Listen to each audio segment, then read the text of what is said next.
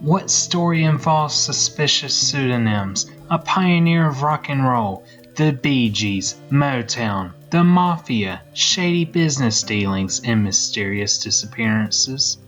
Well, my friends, I am your host Natty, and I will tell you.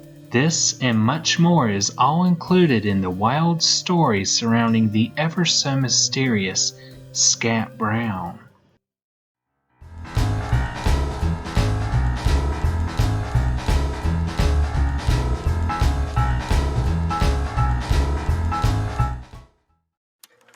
Act 1.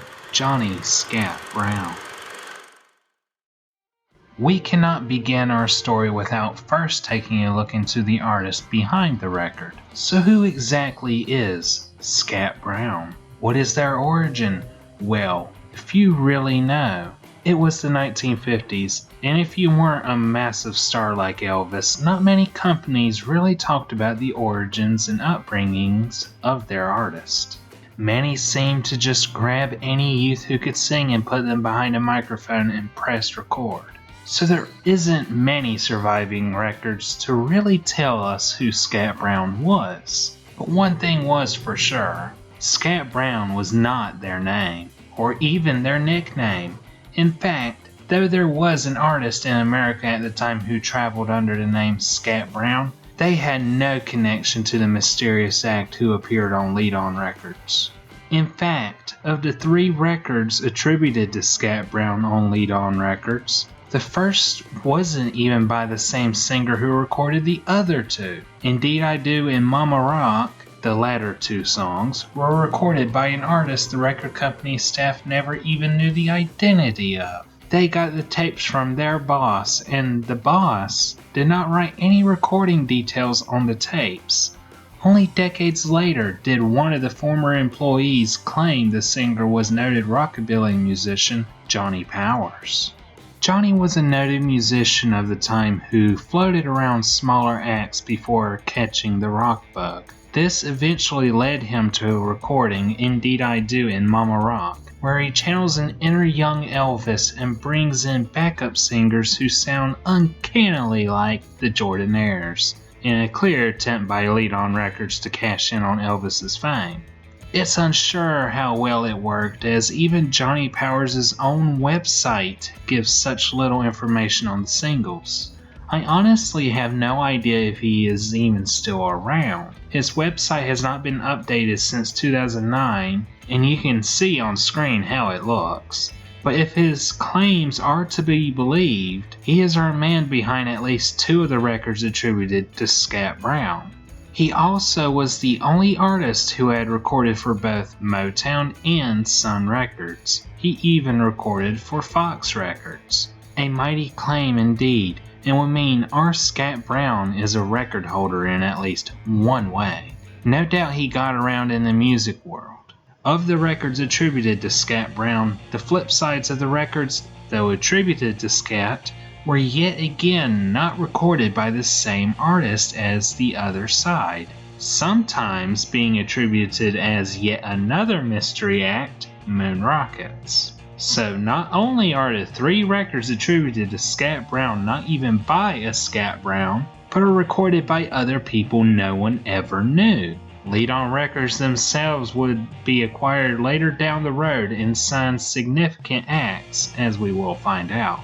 It is fair to say, however, the record company is seeming a fair bit shady. But oh boy, we haven't even gotten to the leader of this little shady outfit yet, the suspicious Lee Gordon. Act 2. Lee Gordon. Why yes, Leedon Records was made in a very different time in the music industry, but we can definitely tell that there is at least some shady happenings going on behind the scenes. We've only merely scratched the surface here of the company. We haven't even begun to talk about the wildly suspicious character that is Lee Gordon. Without Lee, there would be no Leedon Records. They are so intricately intertwined. Lee was a rather famous promoter at the time, having promoted tours with the likes of Frank Sinatra, Elvis Presley, Johnny Cash, among many others. He promoted extensively in Australia and gained the rights to publish Roulette Records' records in Australia. Roulette Records themselves were run by another highly shady character connected to the American Mafia. He really worked with anyone and everyone he could get his hands on, essentially. However, after a major tour he promoted for Buddy Holly, Lee Gordon disappeared overseas. He was rumored to be trying to bring Elvis to Australia even for a time, already touring him in America, though there is virtually no information on him during this time period.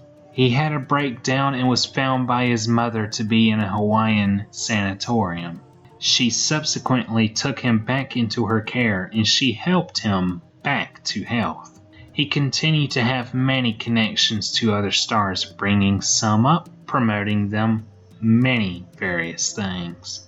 He introduced many of his artists to marijuana among many other activities. There's so much he has had a connection to and has done, it really could fill a multiple-part documentary alone. It's almost like there wasn't anything he didn't do in the 1950s. It was perhaps these very connections of his that may have contributed to his downfall. You see, Lee was great at getting connected with popular artists and able to make them tour. However, he kept running on a tour-to-tour basis where some would make him profit massively while others would fail miserably. He was rumored to also have connections and business dealings with organized crime syndicates of the time period. All this adding up over his 25-year promoting career really took a toll on him. He kept going into bankruptcy after bankruptcy and began trying to seek out drugs to help him bear it all. In 1963, Lee promoted his final tours, one with major American act Chubby Checker, and another featuring rising star vocal group the Bee Gees. Yes, that Bee Gees.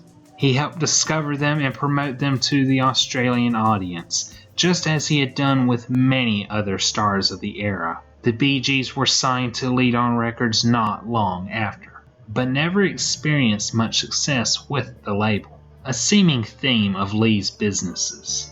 He may have got major acts, but could never quite seem to run a profit. However, his finances were catching up to him, and with his tendency towards seeking out drugs, even with the lack of information in his later months, it is a pretty certain scene of just what likely went down.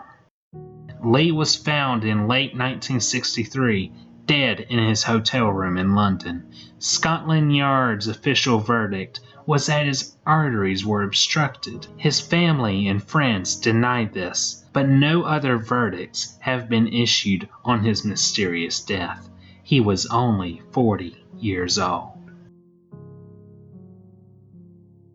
In almost exactly 10 years, Lee Gordon's combination of style, ego, and limitless enthusiasm transformed the plain Australian music scene, helped lay the very foundations of the music industry in Australia, and showed that despite cost and distance, it was possible to promote successful tours featuring leading American performers in Australia. He discovered many an artist, promoted many more, and helped pioneer the entire Australian rock and roll industry. He even broke down the racial barriers to allow African American artists to play in Australia. While a certainly shady man who went through many business ventures and record labels of various repute, he was certainly a pioneer in a wild time in music history. Without him, who really knows where things could have went?